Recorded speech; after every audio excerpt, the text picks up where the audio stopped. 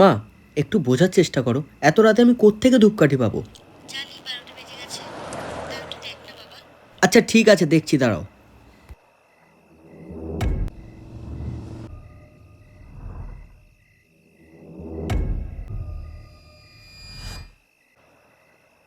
দাদা, কি চাই? মজা করছেন? ধূপকাঠির দোকানে নিশ্চয়ই সোনা কিনতে আসবো না। তা কে মারা গেছে? সরি, মারা গেছে মানে? তা কে মারা গেছে সেটা না বলে ধূপকাঠিটা দেবো কিভাবে? মানে আপনি বলতে চাইছেন কেউ মারা না গেলে আপনি ধূপকাঠি দেবেন না? আর ধরুন আপনাকে আমি মিথ্যে কথা বললাম, তাহলে?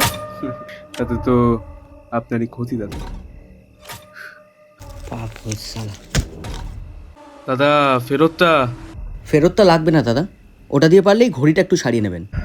আমার দোকানের ঘড়ি কথা বলে দাদা, সময় এলে বুঝতে পারবেন।